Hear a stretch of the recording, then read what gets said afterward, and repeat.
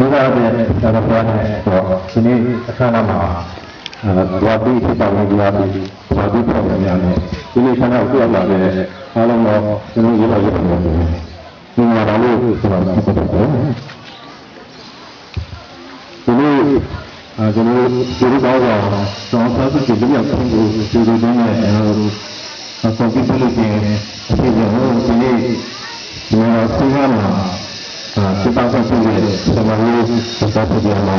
seperti segera semacam sulit dan juga di satu dunia menjadi bisa dengan zaman itu jenuh sesuatu.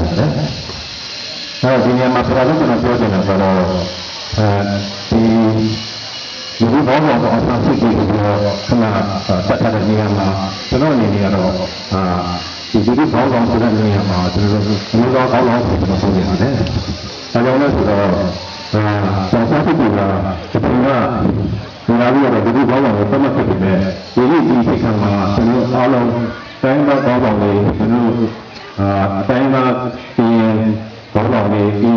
ni membawa ni jadi siang bawa ni alam ada semua bawa ni dah semua sama kita kalau kompon jamaah kalau nak salah satu juga jadi bawa kepentingan itu, mereka bawa kepentingan selama ini kalau nggak terkadang terpakai. Yang lain kalau dia yang mana, yang dia mah jadi bawa sahaja, bukan bawa kepentingan. Kalau apa begini ya, nah juga kami ada di bidang tiga di mana sekarang juga, jadi lembaga ada sama terus alam ini mana yang kita alam alamnya banyak banget kita terus di mana saja terus sekarang yang mana pun banyak juga ada terus di mana ada apa begini juga tu yang dulu mana yang tu mungkin yang ada tu tapi yang apa yang ada si pembuat itu sudah sahari tu lebih cepat tapi ini timang ni aku sangat kaget pada. Yang ini tu yang pembuat itu betul-betul masih, pembuat masih, pembuat masih, dan betul-betul masih jadi sangat kaget pada. Kalau yang ini masih tunggu dia,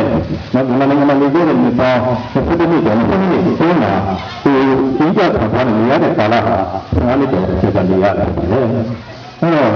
Kita Ini kan yang sama, karena tu yang pengasas masih ada semua tu. Karena tu pengasas itu lagi di camping mana orang tu ada ni apa? Tu aslian lain tu macam di tu, awal tu sekarang sekarang tu dia tu. Apa ni belum lagi di sana macam tu tu. Tu ada tu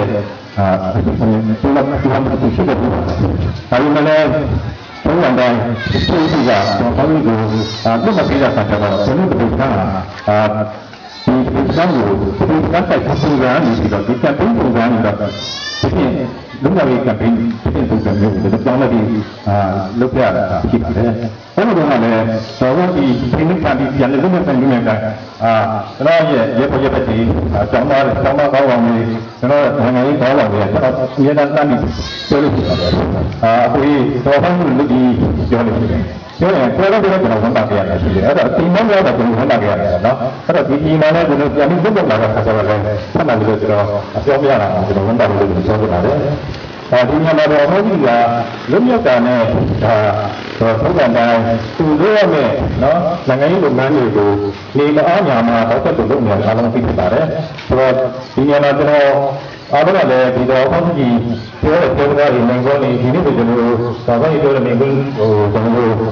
bukan begitu saja yang ini dengan lima sampai lebih macam ada. Kalau di minggu ni kalau mana tu, tujuh ni, di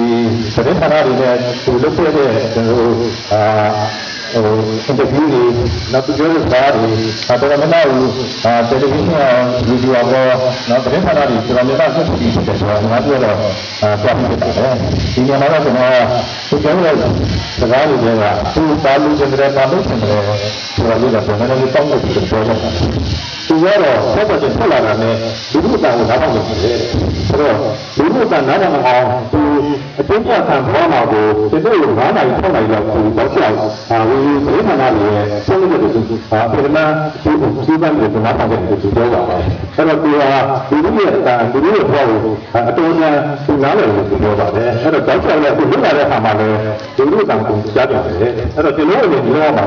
တော့ဖန်ဆူကြီးကိုကျွန်တော်ကဘာလို့လဲကျွန်တော်ဘာလို့ဖြစ်တယ်ကျွန်တော်လူမှုတန်ကိုကျွန်တော်သူကြည့်ကြအောင်ကျွန်တော်ပြင်ပြတာဖြစ်ပါတယ်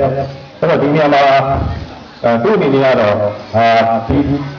ဆောက်ရှောက်ကိုလုပ်လာတဲ့နော်ဒီမြန်မာပြည်ပြည်ဖွဲ့ချက်ကိုဥဆောင်ပြီးလုပ်လာခဲ့တဲ့နော်ဒီပစီမြန်မာပြည်ရရှိရေးဆိုတဲ့နော်လူ့ခွင့်ရရှိရေးဆိုတဲ့လုပ်ငန်းကိုဆောက်ရှောက်လုပ်လာတဲ့နေရာမှာတော့ဒီမိုကရေစီဆိုတာဒီမိုကရေစီနောက်ယုံကြည်မဲ့ဆိုရင်တော့ဒီမိုကရေစီမှာကိုယ်လုံးမှုရှိတယ်ဒီရဲ့တဲ့ဌာနပြန်နေတယ်ခုနက ADF ကိုဥက္ကဋ္ဌကလူလို့ဆက်သွားမျိုးကိုသူမေးတဲ့အခါမှာသူပြောတာရှိတယ်ဒီမိုကရေစီမှာလည်းကိုယ်လည်းပိုင်မှုရှိတယ်ဒီမိုကရေစီယုံကြည်ကိုယ်လည်းပိုင်မှုယူကြရမယ်ဆိုတဲ့သူပြောတာအဲ့တော့ကိုယ်လည်းလို့မတူကိုယ်လည်းလို့သူလက်ပွဲမလုပ်နိုင်ဘူးမပြောဘူးမတူကိုယ်လည်းလည်းကျွန်တော်အားလုံးလက်ပွဲလုပ်နေလို့ဆောက်ကြည့်ပြောပါတယ်အဲ့တော့ကျွန်တော်အားလုံးဒီမှာသူ့ဥပဒေအပြင်သူ့လုပ်ငန်းတွေမတူကြပါနဲ့ကျွန်တော်တို့ထားပြီးတဲ့ဘာနဲ့ထူထပ်ဖြစ်တဲ့အတွက်အားလုံးကတော့ကျွန်တော်တို့အတူတွဲလုပ်နိုင်တယ်ဒီဘောင်းကလည်းဥဆောင်ဆောင်မှာကျွန်တော်တို့တွဲလုပ်နိုင်တယ်ဆိုတော့ပြောပြပါတယ်နောက်တစ်ချက်ကတော့ကျွန်တော်တို့တော့ဘုန်းကြီးကတောက်ချက်ပါတော့ကျွန်တော်မျိုးလိုက်ကိုဖွင့်နေတယ်ဒီချိုးကိုတောက်ဖြစ်နေတာကတော့ဒီဗမာနိုင်ငံမှာဖြစ်နေတဲ့ဒီနိုင်ငံရေးပြဿနာတွေကိုကျွန်တော်တို့နိုင်ငံရေးနည်းနဲ့ဖြေရှင်းရတယ်အဲ့တော့နိုင်ငံရေးနည်းနဲ့ဖြေရှင်းတဲ့နေရာမှာကျွန်တော်တို့သူတို့ဆွေးနွေးဆိုတဲ့ဘောလုံးမှာအားလုံးဆိုင်ပြီးတော့ဆွေးနွေးကြရတယ်ဒီနေရာမှာသူတို့အားလုံးစိတ်ပေါ်လို့ခေါ်တဲ့ကာယကံရှင်တွေအားလုံးဆောင်လို့ဆိုတယ်ပေါ့နော်ဒီနေရာမှာသူတို့ဒီလိုစီအင်အားစုတွေဒီတိုင်းမှာအင်အားစုတွေနောက်ခုနကိုစုကနော်ကိုစုကအင်အားစုတွေအားလုံးပြောမယ်ဆိုတော့သုံးပွင့်ဆိုင်ပေါ့နော်သုံးပွင့်ဆိုင်ကိုစုတွေဒီလိုမှမဖြစ်နိုင်ရင်လည်းရုပ်ဆုံးလက်ပွင့်ဆိုင်ကိုဟာမျိုးဒီလိုဟာမျိုးသူတို့ဒီလိုတော့ရေရက်ပြီးရှင်းမှတာနဲ့ဒီတော့နဲ့ကြည့်နေနိုင်လို့ပြောတာပါအဲ့တော့ခုနတိုင်းမှာပေါင်းတော်ကြီးကမျိုးသားပေါင်းတော်ကိုပြောတဲ့နေရာမှာဒီနေရာမှာအထူးလည်းပြောတယ်သုံးပွင့်လည်းဆိုတော့မဖြစ်နိုင်ဘူးမဖြစ်နိုင်ဘူးဆိုတဲ့နေရာမှာတိုင်းမှာပေါင်းတော်ကြီးကသူတို့ရဲ့သူကသူတို့ရဲ့ပြောပိုင်ခွင့်တွေကိုကျွန်တော်အဖောက်ကြည့်ဖို့အမျိုးသားကောင်းတာဆိုပြီးသတ်မှတ်ပြီးတော့ကိုယ့်ရဲ့သူကဒီပိုင်ခွင့်ပေးတယ်လို့ကျွန်တော်တို့ပြောပါတယ်။ဒါကြောင့်ဒေါ်ဆောင်ကြီးဥဆောင်ပြီးတော့ကျွန်တော်တို့ဒီသူ့ကစောင်းတော်နေတဲ့ဒီဘက်ကထိုင်ပြီးတော့ဒီလိုက်ပြီးတော့ဆင်းရမယ်ဆိုတော့ဒီကျွန်တော်ရဲ့စက်တာဒီမြန်မာနိုင်ငံရဲ့နိုင်ငံရေးစက်တာဒီဘာမှမဖြစ်ပါဘူး။အဲ့တော့သူပြောတာကတော့ဟောပြီးပြောတာကကျွန်တော်ဒီစကားပြောလို့ဒီလိုမျိုးယုံကြည်တဲ့ဆိုရင်ကျွန်တော်ဒီမှာအသေးယူနော်ပပမတ်ပဲအသေးယူနော်အပေါ်ဆုံးကြောင်ယုံကြည်ရမယ်ပြောပါတယ်။သူကခုနအများကသူ့ဆောင်တယ်လို့ခုနသိမှတဲ့သူနော်မချုံမတင်မလုပ်နိုင်တဲ့သူမဟုတ်ဘူးပြောပါတယ်။အဲ့တော့ဒီဘက်ကလည်းအကုန်လုံးကိုအေးဖက်ဆိုင်ပြီးတော့ဒါတခုတည်းလိုပဲဖက်ဆိုင်ပြီးသိစကားပြောမှာမဟုတ်ဘူးအဲ့တော့ဒီနာဖတ်သူ့ရဲ့စကားပြောနေရမှာလည်းသူကခဏအစောဆုံးလို့ဆိုတော့ compromise လို့ဆိုတော့ဒီ dialogue ကိုပြောမှာပါပဲဒါလည်းသူကခဏဒီ interview မှာသူပြောပြီးပါတယ်အဲ့တော့ဒီနေရာမှာခဏမျိုးသားပြည်ရေးလမ်းကြောင်းကိုပြောမှာဖြစ်ပါတယ်အဲ့တော့မျိုးသားပြည်ရေးလမ်းကြောင်းကလည်းကျွန်တော်တို့ဒီနေရာမှာကျွန်တော်မတူပွဲပြောင်းမှုရှိတယ်ဆိုတော့မျိုးသားပြည်ရေးလမ်းကြောင်းသွားတဲ့နေရာမှာဒီစစ်တပ်အုပ်စုကဒီလောက်တောင်ခေါင်းပါပြီးတော့နော်မတူပွဲပြောင်းနေတဲ့အခြေအနေမှာဒီnational consolidation လို့ခေါ်တဲ့မြို့သားပြည်ရေးဖြစ်နိုင်ပါမလားဘယ်လိုကောင်းမလဲလို့မေးတဲ့ခါကျတော့ဒေါ်ဆောင်ကြီးကအဲ့လိုမတူကွဲပြားမှုတွေရှိတဲ့အတွက်ဒီပြည်နယ်ရေးဆိုတော့ဖြစ်တယ်အဲ့တော့မတူကွဲပြားမှုကဆက်ရလို့ရှိရင်တော့ပြည်နယ်ရေးလုပ်ချင်တယ်လို့ပြန်ပြောပါလားဆိုတော့ဒါကလုံးဝမသားစရာကောင်းတယ်ကျွန်တော်ကောင်းပါရဲ့ပြောပြဖြစ်ပါတယ်အဲ့တော့သူပြောသလိုပဲကျွန်တော်တို့မြို့သားပြည်ရေးလမ်းကြောင်းကိုသွားနိုင်လို့ကျွန်တော်တို့တိုင်းပြည်မှာဖြစ်နေတဲ့ပြဿနာတွေပြည်လည်းနိုင်ဖို့ဆိုရင်ကျွန်တော်တို့အားလုံးဝါပြီးတော့သုံးနိုင်မှလုံးဝရမှာဖြစ်ပါတယ်။သူကလည်းသူချက်ဖို့လည်းမရဘူး။တပါတီလည်းလုံးမရဘူး။ဓမ္မနိုင်ငံမှာရှိတဲ့အားလုံးနိုင်ငံသားအားလုံးသူလူကြီးအားလုံးတာဝန်ကြီးလုံးမှရမယ်လို့ပြောတာဖြစ်ပါတယ်။အဲ့တော့ကိုလူချင်းနဲ့ဟာလူချင်းကိုလုံးမှရမယ်လို့ဟုတ်ပြောပါတယ်။အဲ့တော့ဒီနေရာမှာကျွန်တော်ပြောနေတာက ဒီလိုတော့ကတော့ဖြစ်နေတဲ့အဖြစ်ဖြစ်တဲ့ကိုယ်တမှုကိုကြည့်မယ်ဆိုရင်မြန်မာနိုင်ငံမှာအလုံးအကြီးတဲ့ဖြစ်တဲ့ကိုယ်တမှုရဖြစ်ပါတယ်အဲ့ဒါကတော့ဒုတိယပြည်လုံးကြီးလာတာလို့ခေါ်တဲ့ကျွန်တော်တို့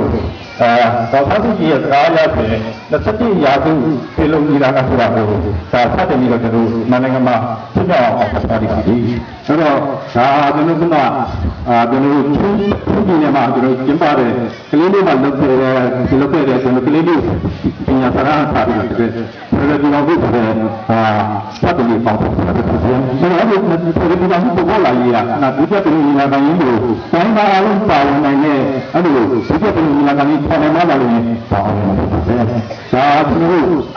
လက်တော်စိတ်ကိုအရေးကြီးတဲ့လုပ်ငန်းတွေဆရာဖြစ်တဲ့အတွက်ကျွန်တော်အားလုံးဒီလုပ်ငန်းပေါ်မှာဝိုင်းပြီးတော့ကျွန်တော်အားလုံးဝိုင်းလို့ပတ်သက်ဖို့လုပ်ပါတယ်။ဒီနေရာမှာဘယ်လိုဆောင်ရမလဲလို့ပြောတယ်ဆိုတော့တော့ဆက်ကြည့်ရစကားရဆိုရင်အားလုံးပါနိုင်လို့ဆိုရင်ဒီလိုလူတို့တရားလုံးပါနိုင်တဲ့နော်လူတို့ကိုယ်ကြီးကိုပြောပြမှာဖြစ်ပါတယ်။အဲ့တော့လူတို့ကိုယ်ကြီးဟာကျွန်တော်တို့အရာတိုင်းမှာကျွန်တော်ကျောင်းသားတွေရှိမယ်နော်လူသမားတွေမှာဝါရီရှိမယ်ကျွန်တော်တို့သံဃာပုရိသသံဃာတွေရဲ့တာဝန်တွေလို့နောက်တော့ဒီလိုတရားလုံးပါနေတယ်။နောက်တော့စစ်ကနော်ဒီစစ်ကဒီတောင်းပန်တွေကဒီလိုအဲ့ဒီပြည်မှာပါနေတယ်လို့ဆိုနေတယ်လို့ပါတယ်။အဲ့ဒီလူတွေပြည်ကိုပြောနိုင်ပြီးကျေကျေပြည့်ပြည့်တို့လူတရားလုံးပေါင်းအောင်ဒီလိုလုပ်နေတယ်ဆိုရင်တော့ကျွန်တော်တို့ကျွန်တော်ယုံကြည်ပါတယ်မကြာမီမှာဒီဘောဓိမှုညောင်းသားများကျွန်တော်တို့ဒီစစ်ရာသူဒုတိယပြည်ကျွန်တော်နိုင်ငံကြီးတော့ဘောဓမှာဖြစ်ပါတယ်။ကျွန်တော်အနေနဲ့ဖြစ်နေမယ်ဆိုရင်တော့ကျွန်တော်တို့ခေါင်းဆောင်ဖြစ်တဲ့မျိုးတို့ဖြစ်တဲ့ဘာလို့ဒီဖြစ်တဲ့ဒီလိုရဲ့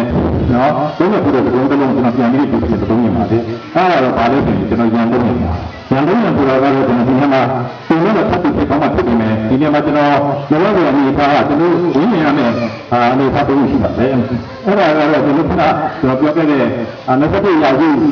ဒုတိယပြည်ပြည်လုံးလာတာပေါ်ပေါ်လေးကိုကျွန်တော်ဝင်ရမှာလိုပါတယ်။အဲ့ဒါကကျွန်တော်ပြောခဲ့တဲ့အမျိုးသားပြန်လည်သိညာရေးလုပ်ငန်းတွေကျွန်တော်တို့အားလုံးဝင်ရပြီးတော့ဆောင်ရွက်ဖို့လိုပါတယ်။နောက်ဆုံးနေရတော့အခုလွတ်မြောက်လာတဲ့ကျွန်တော်မြို့သားကောင်းတော်တော့အတိုင်းကိုအားလုံးဝင်ရပြီးတော့ကျွန်တော်ဒီလာတဲ့ဒီလိုခုပန်းတယ်ကိုဒီတော့ဘာလို့လိုပါတယ်လို့ကျွန်တော်ပြောပြရင်းနဲ့ဆိုပါတယ်။အားလုံး